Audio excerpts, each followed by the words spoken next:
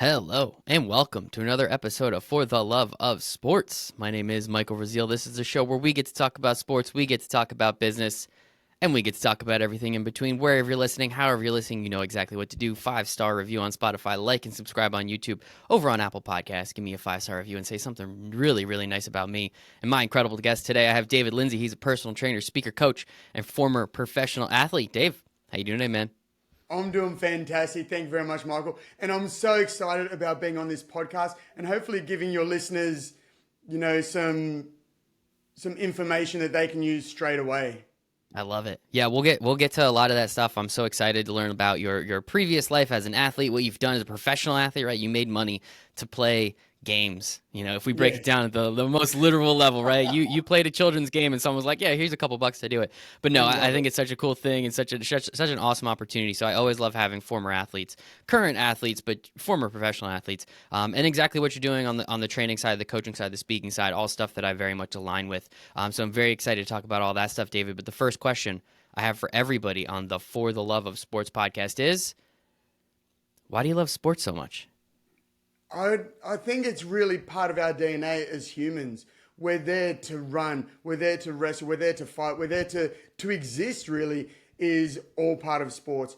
And along with that as well, it's bringing the team together because I played team sports, I played individual sports, but really the whole mateship that really brings people together. It doesn't matter what your economic status is. You can be, a cleaner, you can be all the way through to CEO, everything in between. The sports field doesn't care. The wrestling mats, they don't lie. You can lie in life, but you can't lie on the sporting field. You get caught out so quick. And I've found that a lot with people that I've played football with people that I've arm wrestled, with people that I've had wrestling matches with. They talk a good game, but their actions don't back it up. So that's what I love about it. It's a great equalizer. I love that, man. It's such a true statement too, right? I love the way you said the wrestling mat doesn't lie. Like it Mm, knows what happened. Like it was there. You know, there's three sides yeah, to every story: his side, her side, and what actually happened. Right? I always like to correct, remember that. 100%. Anytime I'm in an argument with my wife or a friend, it's always like, well, this is my perspective. That's theirs. That means there's probably something in the middle where the Yeah, real actual thing happened. So I think that's always important. And you bring up team sports versus individual sports, right? I think that's always such an interesting juxtaposition for people because individual sports, everything's on you, right? It's yeah, completely mental. Like, as much as it is physical, it's 100% mental as well. And there's so much. And then team sports, you have to rely on other people, right? You yeah. have to make sure, and you have to make sure that you're holding your end of the bargain up, but also hold them accountable that they're holding their end of the bargain up. Yeah. In your experience, which one? I guess I'm sure it's subjective, and they're both hard and they're both easy in different ways. But which one did you align with a little bit more, where it was, hey, this is me, I know what to do and I know how to do it, versus I know what to do and I know how to do it, but I'm really hoping my teammate they know what to do as well. Yeah. Yeah, well, I do fit into both camps like beautifully because as a leader, as a speaker, you get out there as a speaker, you're an individual. As a leader, you're part of a team. So being able to jump between both, where in the team, you know your position. So long as you play your position exceptionally well and you have faith in your teammates. And that's really what it all comes down to, is knowing that they know their position exceptionally well. You've trained together for months and months, if not years, and you have that respect for each other. You know that you can trust them. You can turn your back on them. Simon Sinek said it brilliantly, where you have the high effort and high trust is so valuable. But even the high effort, high results, and no trust, you don't want those people on your team. So it's about that whole trusting process. And yeah, it's about being able to slip into both, because I love with fighting. Even though fighting is an individual sport, an individual performer, you do have a team in the background. Like I had 3 coaches, countless sparring partners, and my family at home, all of which, without everyone playing their part in the team in the build up to, I wouldn't have been able to get into the cage or into the ring. So Yeah. really, teamwork comes in everywhere. Yeah, that's a really good point you make, right? And that's what I think a lot of people do forget. I watch tennis when it comes to the four, big championships. I watch a lot of Mm. golf. Not really an MMA guy, but to each his own. It's just not my cup of tea. But it's just one of those things, right? Like you understand, like yeah, it's that person there performing, there doing their job at that time. But the Mm. effort, the energy, the time, the money, everything had to go into Yeah. it. All these people are into it, right? There's so many things. F1, another one. Yeah, you Mm. have Lewis Hamilton as the driver, but then you have Mercedes-Benz spending $100 million making sure that he can Yeah. perform to the top of his ability, right? So it's not like it's just him. There, Mm.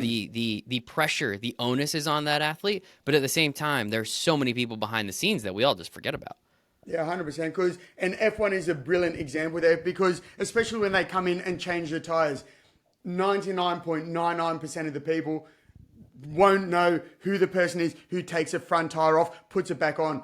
But if they're half a second slow, that could cost them the race. So everyone plays an integral part in the team in order. Yeah, for Lewis Hamilton, he gets to hold the trophy up, but the whole team gets to celebrate together. Yeah, and I think unfortunately for that guy, right, if he's a half a second slow, that's when we know his name. That's when he gets called out, and that's when 100%, we yes. find out who he is, and it's never a good thing, right? You do your job, you Yeah. do it well, you'll never know who you are. You screw up once, everybody's gonna know exactly who Yeah. you are, and it's not the reason that you want it to be. But no, I think it's so cool Definitely just the not. opportunity to have you on and understand kind of the different roles that you've had. Again, playing professional rugby as well as you said, boxing, MMA, professional fighting. You've also been a professional arm wrestle. We'll get to that one in a second because I want to start with rugby. I want to kind of go along the timeline a little bit. Yeah. Rugby is a very rough sport, right? We're here in America. A lot of football. It's very Mm. similar. Rugby's, kind of the impetus. It kind of grew into football, as most people like to say. What was it like being a professional athlete at that level with the opportunity to play in front of fans, to be able to make money, doing the thing that you just grew up loving so much? Yeah, it was a great opportunity, and like I never made it to the top of the top. I unfortunately suffered a couple of knee reconstructions, which put me out. But I still did manage to get paid for, as you said earlier, doing something that I love, playing a game. And it's really with rugby league, like with gridiron over there. It is a very tough sport, but it's that mateship, that teammates that you have during it, and that's really forged during preseason training where you put yourself in the most uncomfortable of situations. You train hard. If you're lagging behind and you've got a good team, they're going to drag you along to be able to perform better than what you believe possible. And that's the same as in work. But playing rugby league, I'm not the biggest bloke going around. I'm like 5'8". I weighed at my maximum, I think it was 94, 95 kilos, so around 200 pounds. And I played hooker, so I'm in the middle of the big guys. So I had a big, like 6'3", 6'4" monsters on both sides. But from my side, it was my mentality that I've had since I was a little kid. I've always been small, but I've used that to my advantage. Some people call it little person syndrome. I like to think of it as it forced me to train hard. It forced me to get stronger, get fitter, mentally be better and stronger than my opponent. So it's utilizing those attributes that have kept me going, not just in sports, but in life as well. And yeah, the mental part, really, I got more into that side of it in fighting, which we'll talk about in a little bit. But I just, yeah, love the teamwork, love the morale that you build up. Because I was lucky enough to play with South Sydney. They're the most successful NRL team in Australia. And that NRL is like, the top of the top for you guys. It's the NFL. And when I was 17, we won a championship with them. And we weren't the best team. We were a good team, but we weren't the best. But we had the best camaraderie. We had the best morale in there because we built it over 3 years. And we knew we had trust, as I said before, and confidence in the person next to us. Everybody knew their position, they knew their role, and they executed it as a team brilliantly. One thing about team sports, it comes down to chemistry a lot of time, right? Like we're Yeah. we're talking about the best athletes in the absolute world at whatever you're playing. So then it becomes that what's that 1%? It's the time you've been able to spend together. It's the mental, it's the mental way you think about things. Poor wording on my part, but it's the way you're able to grasp a lot of those concepts. And as you said, you took the Napoleon syndrome, which we all call it, right? Whatever. But like you're able to take it and say like I took that, I used it to train more. So we took that negative, we turned it to a positive. We love doing that on this show, so I appreciate you for that, David.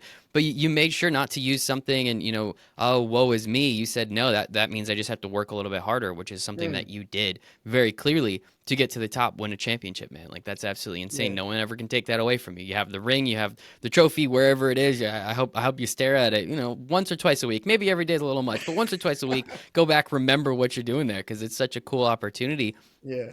And yeah, I mean, just going back to chemistry, I think, you talk about it in sports, business, knowing where that other person's going to be before they're there, 9 times out of 10 is going to get you so much further than if, it's your second or third time playing with each other and Yeah. you're just starting to pass the ball around a little bit. Yeah, 100%. And it's that anticipation. Like in gridiron, they don't throw to where the player's at. They throw to where the player's going to be. Same as with passing, you don't pass it to where they're at, you pass it to where they're going to be. And it's the same, again, you can take so many things from sports and bring it into business. You don't play the person where they are. You play them where they're going to be. And yeah, that's just built with years upon years of building, as you said, that chemistry. Building, it's almost like that intuition. You know that they're going to be there. So you put the ball there and they seem to come from nowhere, but they know exactly where to be and they hit that gap and they score. In rugby league, they score that try. In NFL, they score that touchdown. But what it is, it's points for your team. That's the important part. As long as we're scoring points, man, that's how you win games. You score more points than the other team. So, as you said, couple knee reconstruction surgeries unfortunately ended your rugby career a little early. One thing that I not love, but one question I always really enjoy asking athletes is just to kind of understand, kind of where they sit with their career is most athletes don't get to say when they're finished. They're either told that they're finished and no one signs them, or they're injured and they say, dude, you really just shouldn't play anymore. Yeah. Understanding that you kind of fall into that latter category of saying like you should just not play anymore. Yeah. What was it like kind of having that thing that you've loved and adored and enjoyed your whole life? Just kind of like it wasn't anything you did wrong. It just unfortunate timing led to you not being able to play anymore. These injuries led to you not playing anymore. What was that like in the time and how have you been able to grow from it?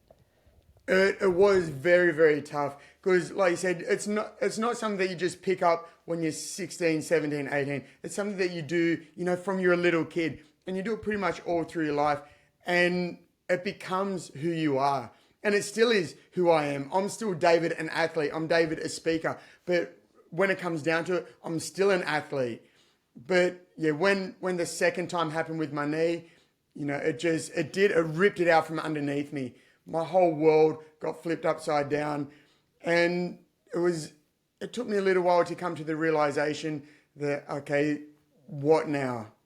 I was 22 at the time, so I still had my whole life in front of me.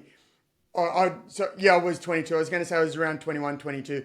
So I still had really maybe eight years at that level that, just got taken away from me. So it was a lot of soul searching. And I was lucky that I had, at that time, she was my girlfriend.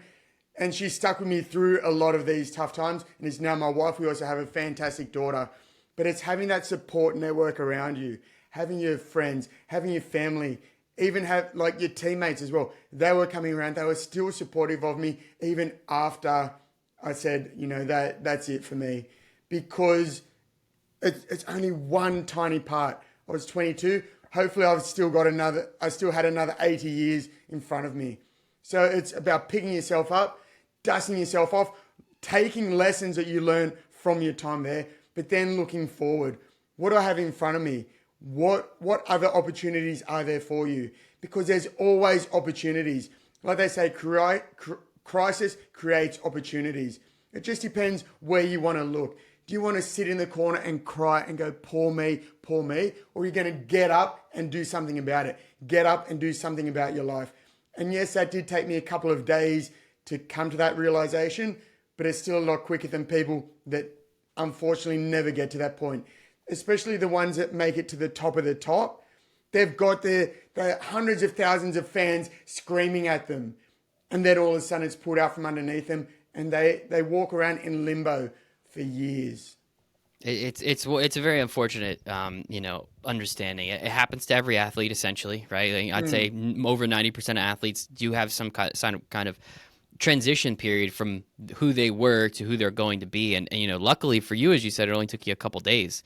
Yeah. I know athletes that still, to this day, years afterwards, they're still Mm. like, yeah, I'm okay now, but I still wish, I still want, I still yearn for kind of what was, right? Because it Yeah. was incredible, as you said, hundreds of thousands of people screaming your name Yeah. anywhere you go. Cheering Like, your name. That. Yeah. it's pretty cool. It's kind of hard to then go to, oh, I remember you. You were that guy that did that thing that one time. Like, that's Yeah. such an, a huge cliff to unfortunately have to fall down. And pretty much all Mm. athletes do. It just depends on, I guess, how high that cliff was. But grateful that you were able to figure it out, Mm. because essentially you just became a different kind of athlete, right? You got into MMA, boxing, professional arm wrestling. What Mm. was it about that sport, these sports, kind of fighting sports, that you said, oh, okay, well, I can't run around and hit people anymore. Why don't I just kind of hop around and hit people? Like, where does that come from? Yeah, it was funny. So after my knee reconstruction, like I could during my recovery, I could still do training in my upper body. That's what people tend to forget when they get an injury on their lower body. They forget that they can still train their upper body. If you get an injury on your upper body, you can still train your lower body. As I said, there's always ways to look around it. But I was, like I said, I was 200 pounds or whatever at that point. So I was very big for my height. And a bloke actually approached me and goes, like a random guy, and he goes, have you done arm wrestling before?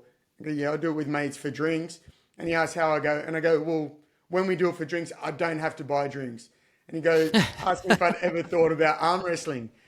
And I go, besides those times, no, I haven't. He handed me his card, and he was actually the president of the Australian Arm Wrestling Federation. And he goes, if you're interested, give me a call. And I went home, and it was just a spin out because I'd never thought of arm wrestling as a sport. So a couple of days later, I gave him a call and I said, Neil, I'll give it a go. What do I have to lose? So I went there and I did, I think it was probably about half an hour, 40 minutes training the first day. And I had no idea what to expect. And because you're using your body in a different way, when I was driving home, my hands were shaking on the steering wheel. And I had a manual as well. So I took it extremely slow on the way home that first time. But eventually, like with everything, you chip away at it. It's not going to be easy the first time. And once it does get easier, you make it that little bit harder. So you're constantly overloading yourself. And you do that with weight training, with sports, with business.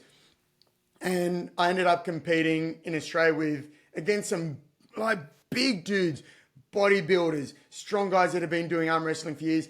And there was one bloke that had a lot of trouble with, but there was this bodybuilder who came up and thought he was just going to beat me. And we both went for the hook and the roll, and our heads clashed, and I pinned him. And then after that, it was just that confidence that gave me that I could beat that. And then they organized for me to go in some professional arm wrestling tournaments over in the States. It was on a round the world trip, and we went to Corfu in Greece for a mate's wedding. Again, it was with my girlfriend at the time, and was going to work my way around to the States. Unfortunately, I was doing some arm wrestling in Corfu, and it was my own mistake. I got the bloke down to the bottom, but then I turned my body. And anyone that does arm wrestling, anyone that knows anything about jiu-jitsu, anyone that knows anything about how the body should work and how it shouldn't work, I thought I broke the bar because my ribs were resting on the bar. And I turned and my arm was bent like that. Oh, And I just thought, man, my arm's not meant to bend like that. The guy that I was doing it with I broke his arm because he felt the pressure from my hand go. And I looked and went, oh fuck. I wrapped my arm up and went to the hospital in Corfu. I wasn't going to let them operate on me over there. So we flew back to Australia. So didn't end up making it to the States for that professional arm wrestling tournament. Got a plate put in my arm, which unfortunately sent my arm paralyzed for 4 months. And wow. that was worse than getting my knees blown playing sports because I went and got a nerve conduction study, And that's where they stick needles in your arm and send little pulses through. And I know that you should never ask the person that's doing it. Like, you don't ask the person that's doing the x-ray what the result is. But I go, how does it look? And she went, I'm sorry, the nerves are shriveled up and dying. Straight away, my world just didn't get flipped upside down. It got shaken around. It got stomped on. My whole identity was taken, because at that time, not only was I arm wrestling, I was a personal trainer and I was a gym manager. Who's going to want someone that manages a gym or a personal trainer that can't use their arm?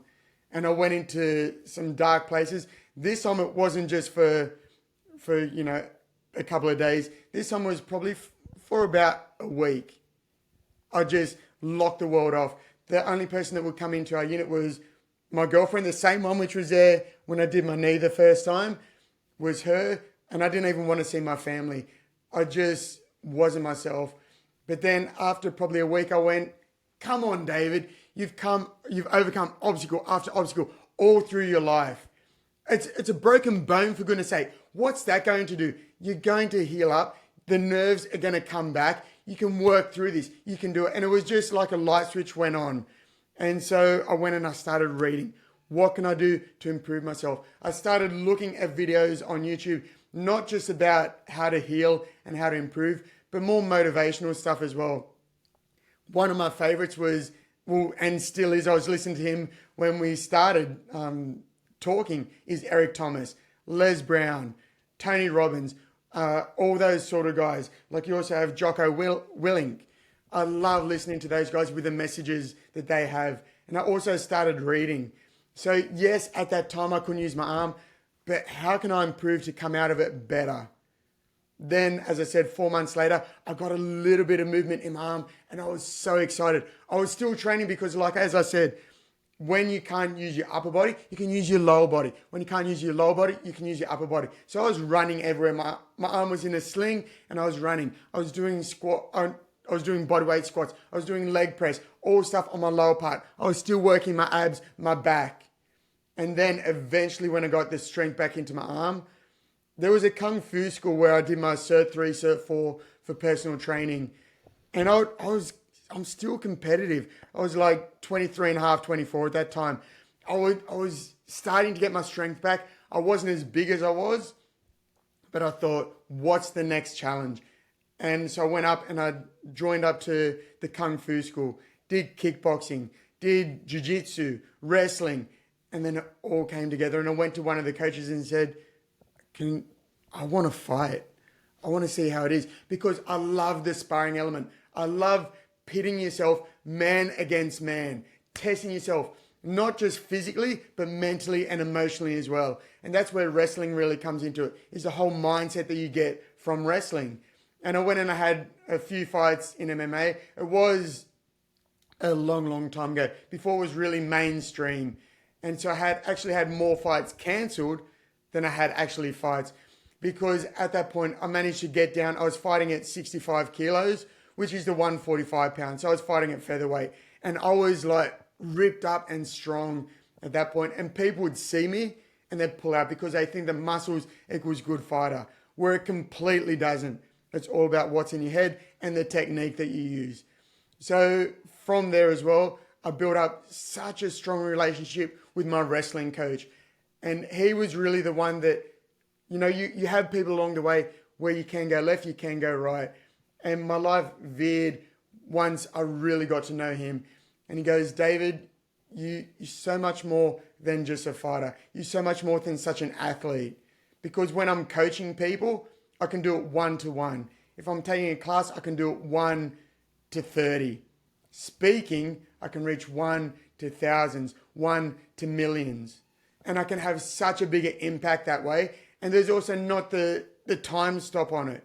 Like with, you get the couple of exceptional athletes that can fight into their 40s. But most people, you're around in the early 30s.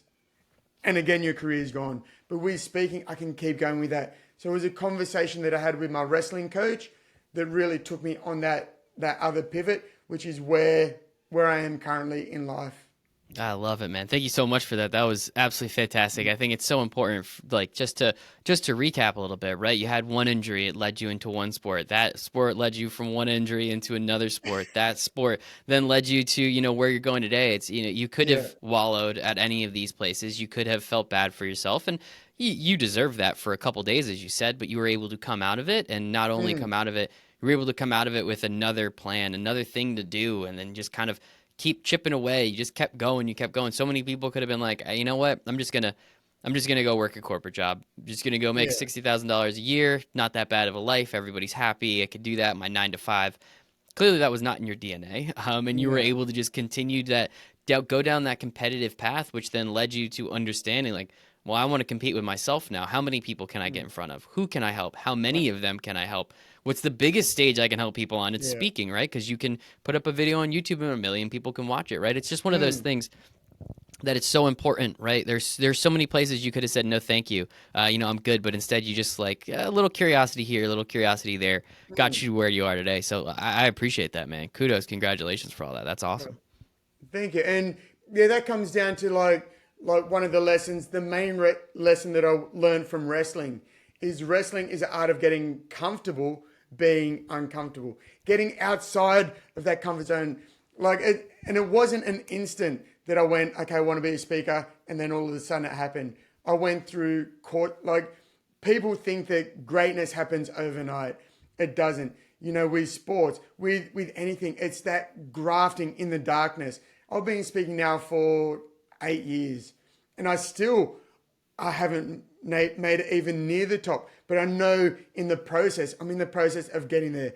Day by day is chipping away. It's about stepping out there. Like you said, stepping outside the comfort zone. I've got a talk coming up where in Australia it's going to be 3:30 in the morning.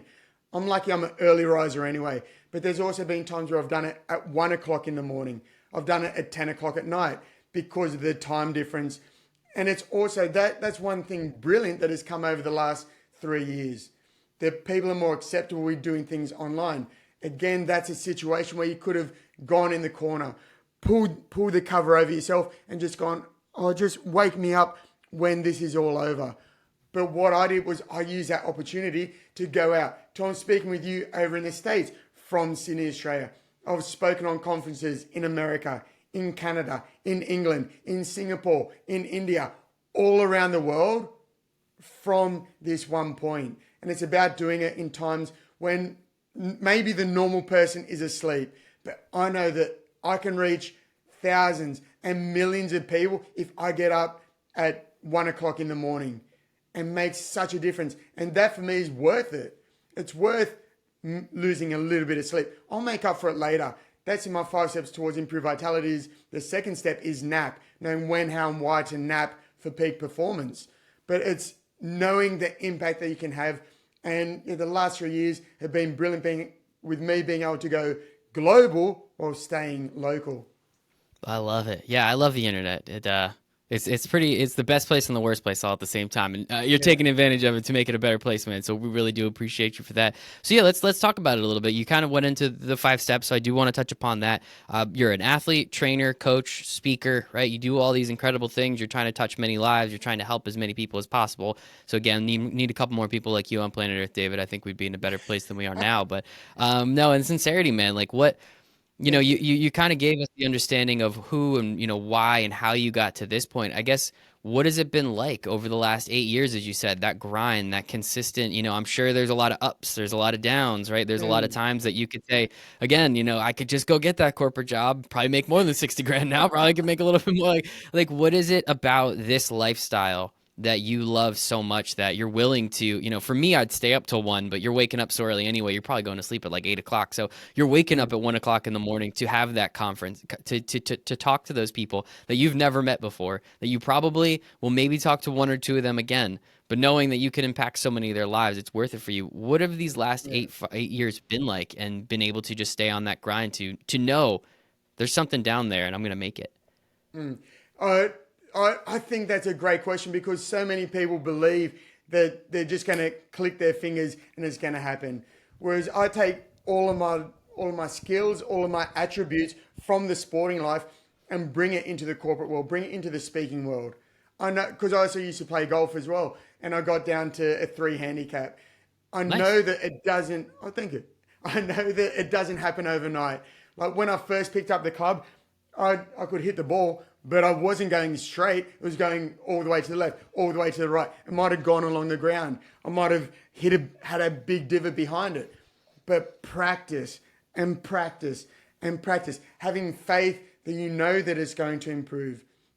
There's going to be tough times. Like there's days now when I don't feel like going to the gym, but I turn up and I get moving. There's times when I don't want to practice my talk. Like, because one thing that I like to do is, again, from wrestling, get comfortable being uncomfortable. So especially on weekends, I train hard. I don't have the weekend off, but then I train to the point of exhaustion, and then I go down and I practice my talk on a stage so that I'm physically exhausted.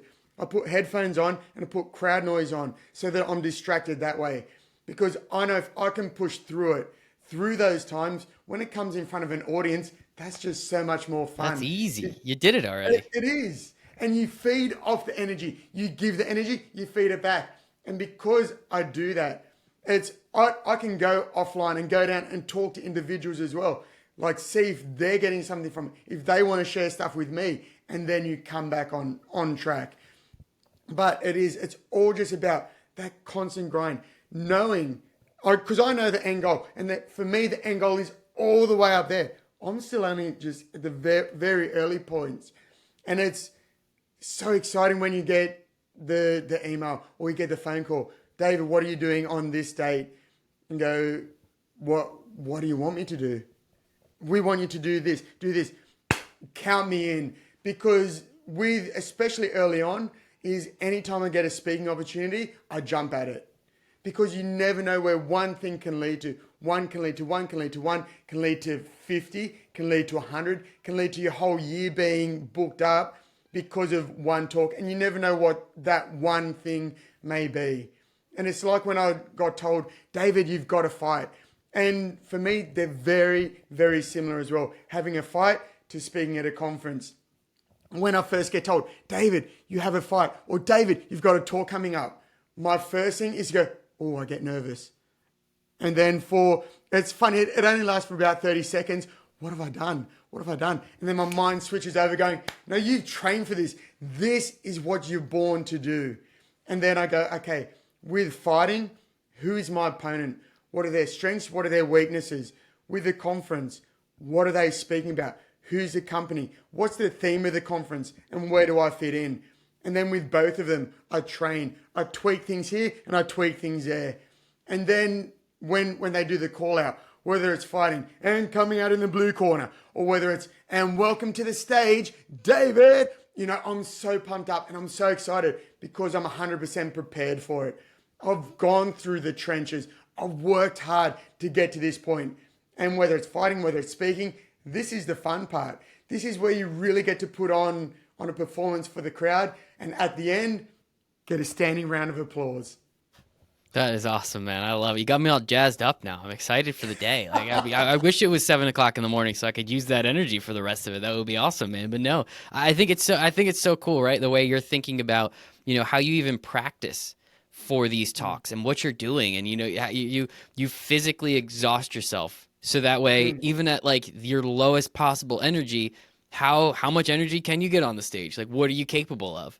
Right? It's one of those things where you're just making it's like walking with ankle weights on, right? Once you take those off, you can fly. That's easy. It's simple at that point. So you make it so unbelievably hard on yourself that when you do it for real, that it's just fun at that point. It's enjoyable. Yeah. You want to go out there. You want to give the people what they came for. I think that's so awesome. I also think it's very relatable that even you, as a professional speaker, someone who's going out there trying to do this as a job, right? Trying to get paid to do this, you still get nervous.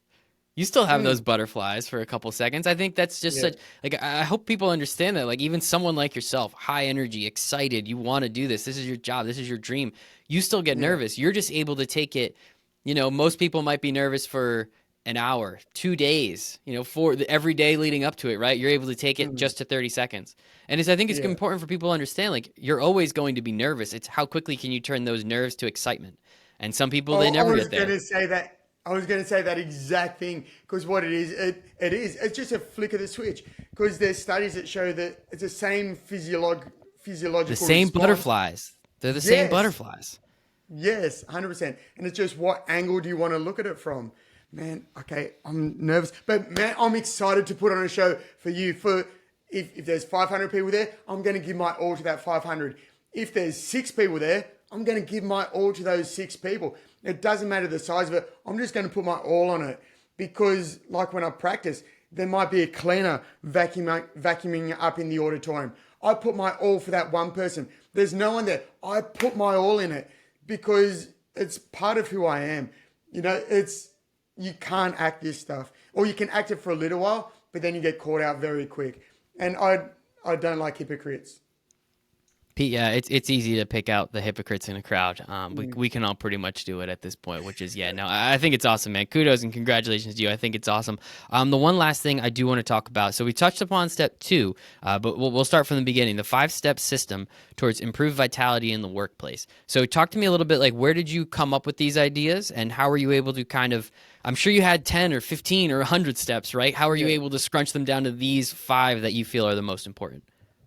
Yeah, because what I noticed was there's a gap in corporate world because you see people, it's almost like they're beige. They're walking in, clocking on, walking, Fluorescent sitting. lights, right? The Yeah. fluorescent And it's lights just coming like, down, everyone. yeah, there's just no energy. There's no vibrancy. And my whole past, my whole existence is about energy. You might be the smallest person in there, but let's bring the energy. Let's do this. And the great thing as well is it is contagious. If you bringing the energy, people around you will feel it. But if you suck in the energy, you can also suck the energy out of people. But I saw what was I doing in sports, what are great teams, great athletes doing in sports that really enable them to perform at their peak right from the kickoff. So it's not like walking in, clocking on at 9 o'clock, sit down, sort of fluff around with your papers for 10, 15, 20 minutes. No, it's you walk in excited. You might have music on. The way that you walk, so emotion is led by motion. So, you walk with power, passion, and purpose, and you're going to go in. I also love using the power of music, and you have that, and you're walking in, you're just energized. And you're ready to go right from kickoff. And the people around you, first of all, they're going to go, what's this guy on? And then they'll sit and they'll take bits and pieces. And you'll see their posture will go from bent over walking in, they'll start walking taller. They'll start having more energy. So that's where the whole vitality model came from, is taking things from the sporting world and implementing them in the corporate world to be able to perform at your peak. Right from kickoff through to the final bell. And that doesn't mean that you don't have your water break in between. You don't have your halftime, where so many people think that they're going to be more productive working their way through lunch. It doesn't work like that. You need to be able to step away, get some fresh air. And like I've got water everywhere I go. So it's about rehydrating, because really we're chronically dehydrated.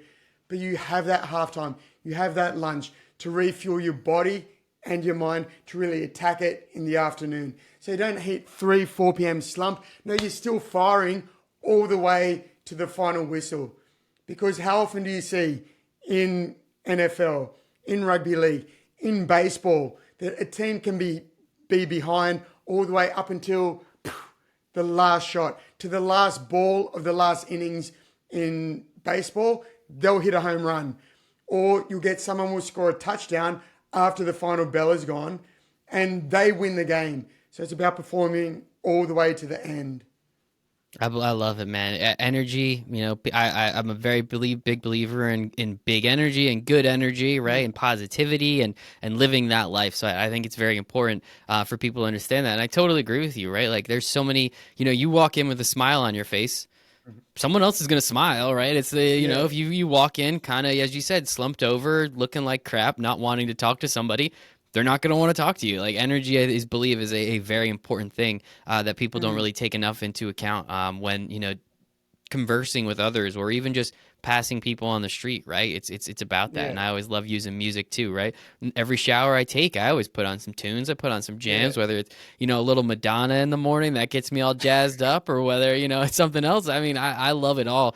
And it always gets yeah, me excited. So if I have a 9:30 a.m. meeting, like, I'm not tired. I've been up for a few hours. I already got my workout in. I've been jamming along to whatever I've been listening yeah. to. And yeah, it's a great day to be alive. Let's get at it. Let's do it. So I think that's awesome, 100%. man. I love it. So what are Yeah, what are 'cause- your 5 steps?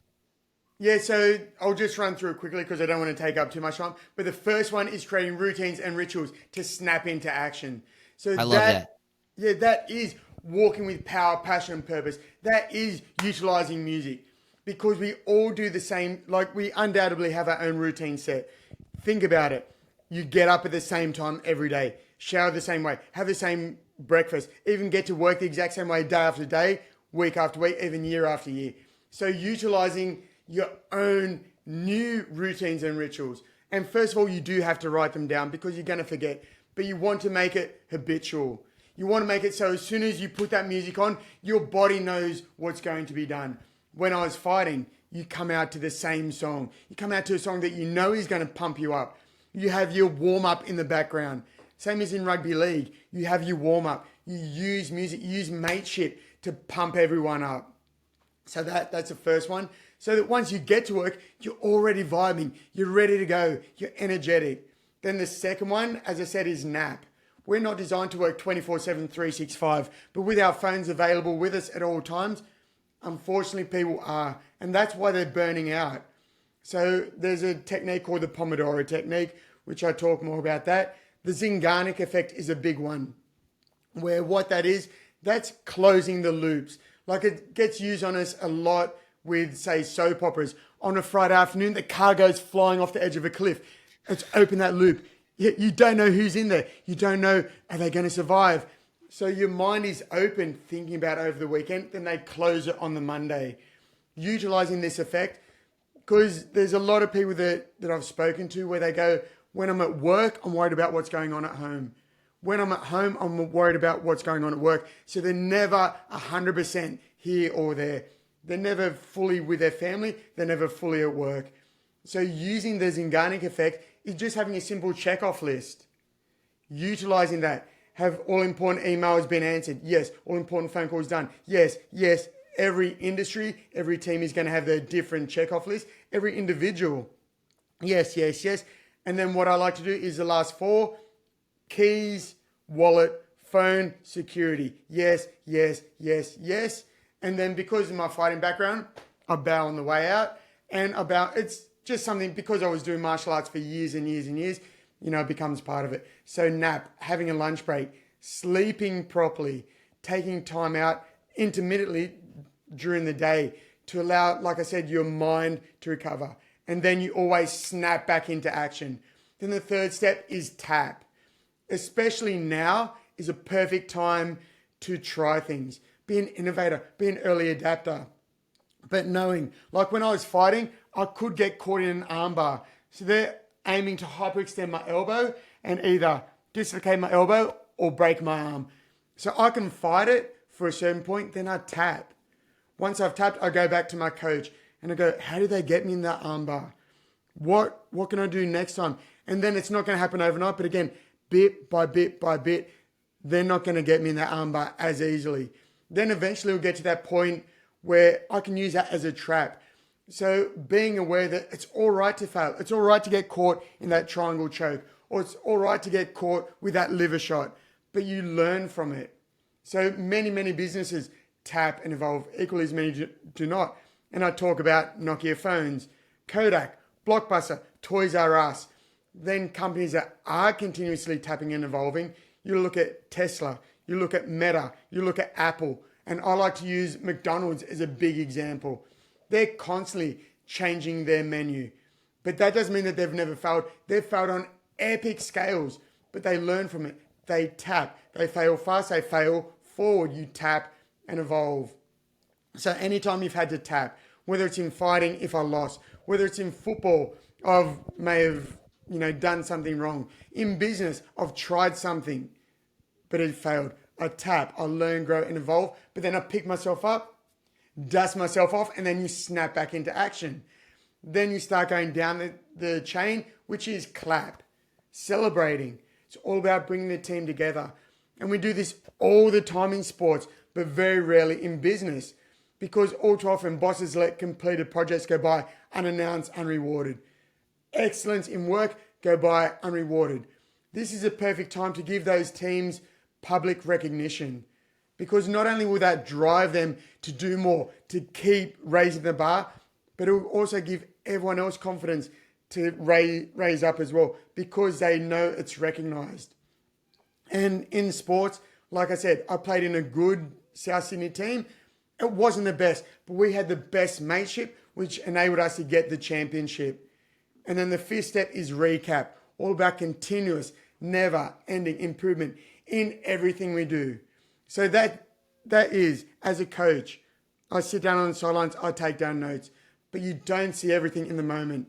In rugby league, I'd go back with the coaches, we'd all see things slightly different. So we watch it a second time on video. Then we watch it a third time. This time, I'd compile the notes of the different coaches and we give the players a handout. And it's not to be a silent room either. What we do, we ask for feedback, not just top to bottom, but more importantly, bottom to top. We get feedback from the players, the guys that are on ground zero. We like to know what works, but more importantly, we want to know what didn't work. And then when we find out what didn't work, we find out solutions on how to make it work, how to get better each and every day. Because as a speaker now, I watch my videos. I watch my videos 3 times. One time I watch it with the sound off, just to make sure that my movements are correct, to make sure that I can understand what I'm talking about without there being any sound. Then I just listen to it. Make sure that my tone's correct. Make sure that you can hear the words, that everything is succinct with the message, that the tone, that the volume, that the passion is coming through just with the sound. Then I watch it a third time with both sound and visual, so that to make sure that it all lines up. And I've got coaches with me as well. I've got business partners where they go, "Oh, David, that fell a little bit flat. How about you try this?" Or, "David, you're almost there with that. How about you do this next time?" And then each and every time it's just getting that little bit better, that little bit better, that little bit better. And over the space of a year, it's amazing how good you can get. So if you're the same team in 6 months as you are today, I see that as a waste of 6 months. So that's recap. And then after recap, you snap back into action. So that's a 5 steps towards improved vitality. Snap, nap, tap, clap, and recap. Easy. Beautiful, man. I love it. Yeah, you got the rhyme down and everything. That makes it easy for people to understand. But no, thank you so much for taking us through each of those. And I appreciate you kind of bringing everything back to sports too, right? And getting people to understand, hey, this is where it all comes from. It all comes from the thing that you grew up doing, that we've all grown up doing in some way, shape, or form, or watching or enjoying. And you're able to take everything from sports and say, hey, sports and business aren't that different. That's why I started this show, right? I want to talk to people who love sports and love the business aspect of it, because I could be doing the exact same thing in consumer packaged goods. I would not be nearly as excited about consumer packaged goods as I would every day about sports and sports betting. I can tell you that with a straight face, very, very intently. I much prefer what I'm doing now than what I would be doing over there. So I think it's awesome that you're able to take what you love so much, and now you're able to help people, and you're able to help businesses, and you're able to get people to understand like these 5 steps. It can be very, very important and very useful for businesses out there to understand that. So hopefully a couple people watch this show. Hopefully they watch it 3 times, once with the sound off, once with the sound on, and then once the whole thing. Let's triple the views on this one. I'm not angry about that. But more importantly, they just get an understanding of how you're able to help. And, hey, crazier things have happened, man. We'll see what happens. But no, man, this has been fantastic. I really appreciate the time today, David.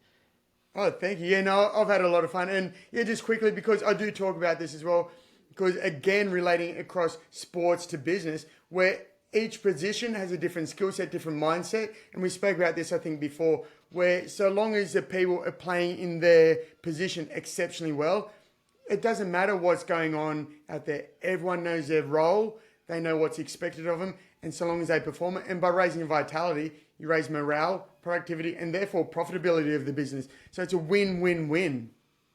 Everybody wants to make more money. I don't think there's too many people out there that want to make less. So we're definitely appreciate that, man. David, where could we follow you on the internet? Where could we learn a little bit more about you? Give us all the links. I'll put everything in the show notes for everyone so they can click on it. But tell us all about it.